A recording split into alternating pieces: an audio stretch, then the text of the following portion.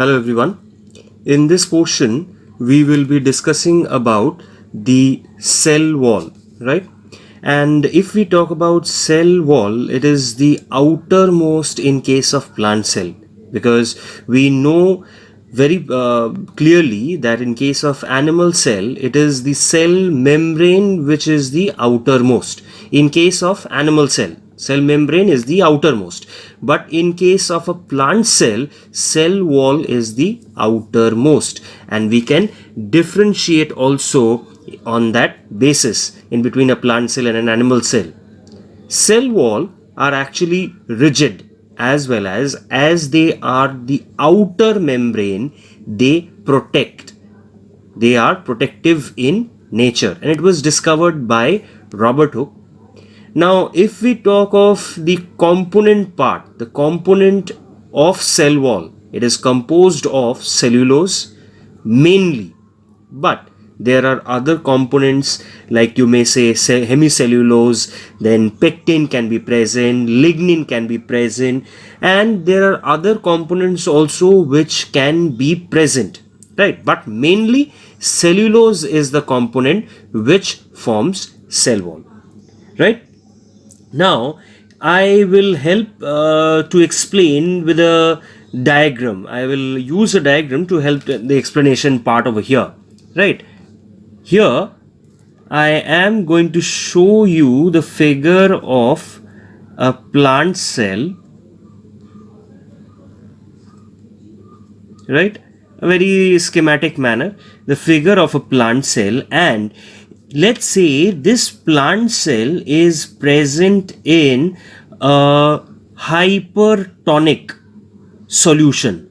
Hypertonic, that means the water is going to move out of the cell. Hypertonic solution, if this cell is present, or if it is put into a hypertonic solution, means in that solution the concentration of water is less, so water will move out of the cell, and that is the reason why in case of hypertonic, let me just write down the word hypertonic solution present outside the cell, in that case water molecule from the cell will move out of the cell, right?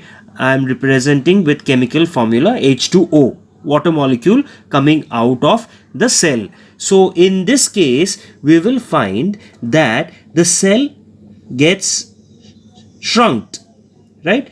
So see here, this is the component of the inner part of the cell, which I am drawing it like this, meaning that the cell has squeezed inside, right? The cell wall remaining intact, the cell component from the membrane part, from the cytoplasmic part, everything has squeezed inside, it has undergone shrunken, and this is the condition when we term the phenomenon as plasmolysis, the process where it loses the water and the cell undergoes shrinkage, and that condition is the plasmolysis, right? So this is very clear that if in case of hypertonic the water comes out, and if this particular cell, plasmolyzed cell, if this is placed in a hypotonic solution where water concentration will be high, so in that case the water will move in and the cell will again retain back its structure, right? So this is the phenomenon which is plasmolysis.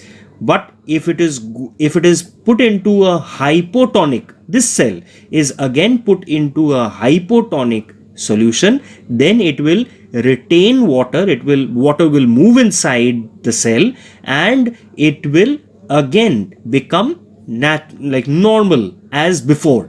That state will be called as deplasmolysis. From plasmolysis to deplasmolysis, where it will again retain back its normal nature of the cell, right? Now Here we are also going to extend it, like we have already discussed in the component part, that cellulose is present, hemicellulose is present, pectin, lignin, all these are present in case of a plant cell, right, in cell wall of a plant cell. But mind it, it is very important to know that in case of fungi, cell wall composed of chitin, chitin.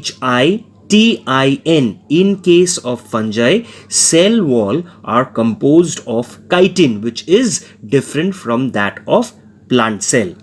Right? Now, here again, we will be discussing about another factor. Here also, I draw a schematic diagram of a plant cell, and this is the inner membrane, which is the cell membrane. So this is the outermost cell wall. This is the innermost cell membrane, right?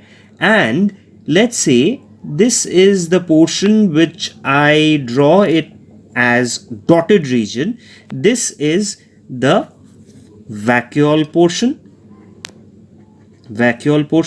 and this is the cytoplasmic portion, right? Cytoplasm.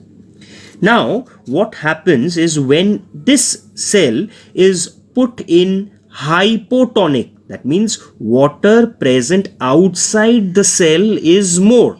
If it is put in hypotonic solution, the water concentration outside the cell is more, right? So what will happen? Water will move inside the cell, right? Water molecule will move inside the cell, right? And due to this water which moves inside the vacuole, that will put a pressure towards the wall, right? So this water which goes inside the vacuole, that will now pressurize, that will put a pressure on the wall, not only on one direction but in every direction, right? So this type of pressure which is exerted towards the wall, as you can see the arrow which has been indicated towards the wall, that is termed as Turgor pressure. I just write it down here, TP, indicating Turgor pressure, right? Turgor pressure. Now let's come back to the diagram again. So as this is happening, simultaneously the wall also exerts another pressure. So from the wall there is also pressure which is equally exerted towards the center, and that is nothing but wall pressure. So WP is my wall pressure, right? So whenever a cell gets swollen due to hypotonic condition, when water is moving in, the cell is getting swollen up, at the same time exerting pressure on the wall as Turgor pressure, equally to maintain the cell shape, structure, wall also, cell wall, this particular portion, wall also exert a pressure towards the inner part of the cell, and that is the type of pressure which we represent or which we define as wall pressure, right? So the wall exerts equal pressure on against the swollen cell, withstand, and that is why this is how the mechanism is explained. Thank you.